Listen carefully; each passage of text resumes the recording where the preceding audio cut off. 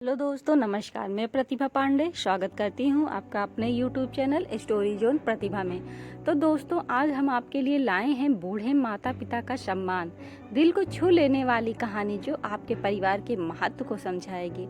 किस तरह हमारे माँ बाप बचपन में अपनी सारी खुशियों को त्यागते हुए हमें पालते हैं, बड़े करते हैं और हर बात का अच्छी तरह से ख्याल करते हैं और कभी भी अपने बच्चों से दुखी भी नहीं होते हैं, और यहाँ तक कि उनकी हर शरारत और परेशान करने वाली बातों से तंग न होते हैं, बल्कि उन्हें हर हाल में अच्छे बनने की राह में लगाए रहते हैं। लेकिन जैसे वक्त के करवट के साथ समय बीतता जाता है और यही बच्चे बड़े बन जाते हैं, पैसा कमाने लगते हैं और खुद को इतना बड़ा समझने लगते हैं कि उन्हें अपने स्वार्थ के आगे कोई नहीं दिखता है। ऐसे में उनके यही माँ बाप बोझ भी लगने लगते हैं और बुढ़ापे में माँ बाप की सेवा करने और उन्हें खुश करने के बजाय उनमें ही दोष निकालने लगते हैं। ऐसे संतान होने न होने के बराबर ही है जो अब बुढ़ापे में अपने माँ बाप की सेवा न कर सकें, दो वक्त समय निकाल कर उनके साथ न बैठ सकें और कुछ पल न बिता सकें। ऐसे बच्चे माँ बाप के बुढ़ापे की लाठी बनने के बजाय उल्टा माँ बाप को बोझ समझने लगते हैं। तो चलिए, जिस प्रकार हमारे माँ बाप हमारे वजूद के कारण होते हैं, फिर वही माँ बाप इन बच्चों के लिए बोझ लगने लगते हैं।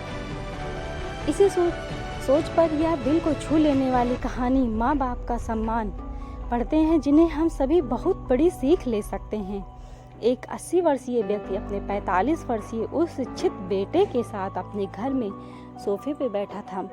अचानक उनकी खिड़की पर एक कौवा बैठ गया। पिता ने अपने बेटे से पूछा, यह क्या है?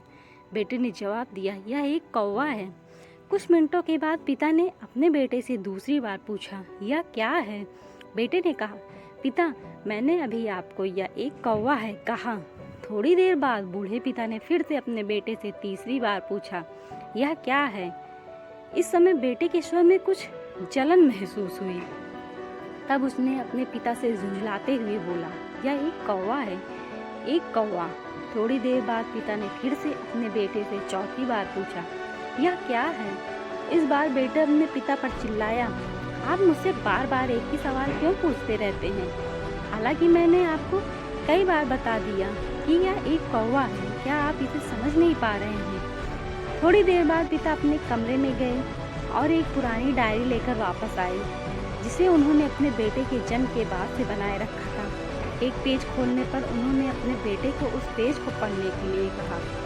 जब बेटे ने इसे पढ़ा तो निम्नलिखित शब्द डायरी में लिखे गए थे, आज मेरा 3 साल का छोटा बेटा सोफे पर मेरे साथ बैठा था। जब खिड़की पर एक कौवा बैठा था, मेरे बेटे ने मुझसे 23 बार पूछा कि यह क्या है, और मैंने उसे 23 बार जवाब दिया कि यह एक कौवा था। मैंने उसे हर बार प्यार से गले लगाया और उसने मुझसे 23 बार फिर से वही सवाल पूछा। मुझे इस बात से बिल्कुल भी चिढ़ नहीं हुई कि मैंने अपने मासूम बच्चे के लिए प्यार महसूस किया है, जबकि छोटे बच्चे ने उससे 23 बार पूछा, यह क्या है? पिता को 23 बार पूरे पूछे गए सवाल देने में कोई जलन महसूस नहीं हुई, और आज जब पिता ने अपने बेटे से सिर्फ 4 बार यही सवाल पूछा तो बेटे को चिढ़ और गुस्सा महसूस हुआ। इसे पढ़कर उस बेटे को अपने किए गए व्यवहार का पता चल गया था, जिससे चलते अब वह मन ही मन बहुत ही शर्मिंदा हो रहा था। शायद उसे अब किए गए अपने बूढ़े माता पिता के प्रति व्यवहार का पता चल गया था। इसलिए यदि आपके माता पिता जब बुढ़ापे में होते हैं, उन्हें ना तो पीछे छोड़ें और ना ही उन्हें एक बोझ के रूप में देखें, बल्कि उनके साथ एक दयालु शब्द बोलें, शांत, आज्ञाकारी, विनम्र और उनके प्रति दयालु बने। अपने माता पिता के प्रति विचारशील रहें। आज इस बात को कहें, मैं अपने माता पिता को हमेशा खुश देखना चाहता हूँ। जब से मैं छोटा बच्चा था, उन्होंने मेरी देखभाल की। उन्होंने हमेशा मुझ पर निस्वार्थ प्रेम की वर्षा की है। उन्होंने आज समाज में मुझे एक व्यक्ति के रूप में प्रस्तुत करने के लिए तूफान और गर्मी को देखे बिना सभी पहाड़ों और घाटियों को पार किया है। भगवान से प्रार्थना करें, मैं अपने बूढ़े माता पिता की सर्वोत्तम तरीके से सेवा करूँगा। मैं अपने प्यारे माता पिता को सभी अच्छे और दयालु शब्द कहूँगा, चाहे वो कैसे भी व्यवहार करें। आज सभी इस कहानी को पढ़ने के बाद सीख जरूर मिली होगी। तो आपको यह कहानी कैसी लगी कमेंट में ज़रूर बताइएगा। और हाँ दोस्तों, मेरी कहानी अगर आपको अच्छी लगी तो प्लीज़ लाइक शेयर सब्सक्राइब ज़रूर करिएगा और बेल आइकन दबाना मत भूलिएगा, जिससे आपके पास इस तरह की कहानियों की नोटिफिकेशन जाते रहें और आपके द्वारा मेरा प्रोत्साहन बढ़ता रहे। और हाँ दोस्तों, अपने दोस्तों के पास इसे शेयर करना मत भूलिएगा। धन्यवाद।